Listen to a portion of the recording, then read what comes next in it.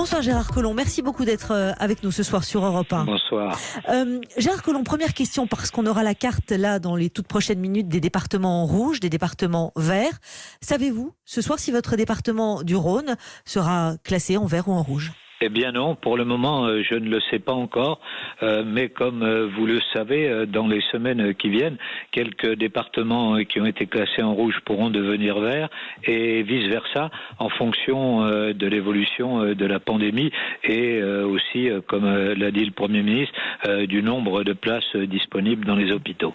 Effectivement, et je crois que c'est typiquement le cas du Rhône où les capacités de test se développent depuis plusieurs semaines, mais où effectivement il y a encore des aspects qui peuvent être très évolutifs.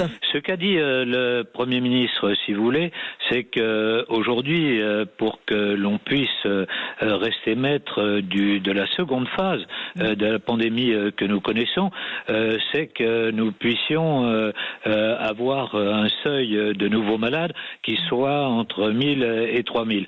Or, ce qu'on nous dit aujourd'hui, c'est que l'on serait plus près de 3000, d'où la précaution qu'a prise le Premier ministre de dire que c'est le 7 finalement, que l'on verra si les mesures annoncées peuvent être mises en place effectivement à partir du 11 mai, parce que aujourd'hui, quelques signes montrent que nous avons des difficultés.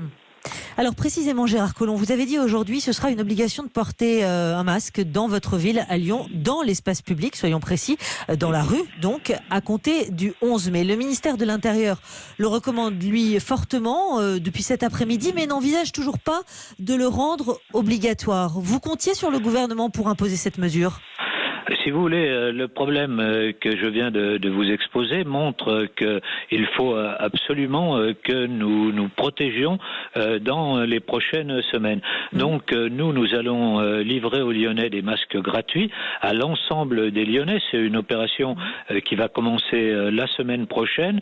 Et donc, une fois que les Lyonnais auront tous un masque, nous pourrons faire en sorte, peut-être pas sur toute la ville, mais au moins dans les endroits où il y a beaucoup de public, de rendre le masque obligatoire. Parce que si vous voulez, lorsque vous êtes dans des rues très commerçantes, lorsque vous êtes aux abords, par exemple, des stations de métro, vous avez évidemment un public considérable et donc le geste de distanciation ne suffit pas. À mon avis, il faut porter un masque. Et puis, les masques sont obligatoires dans les transports en commun.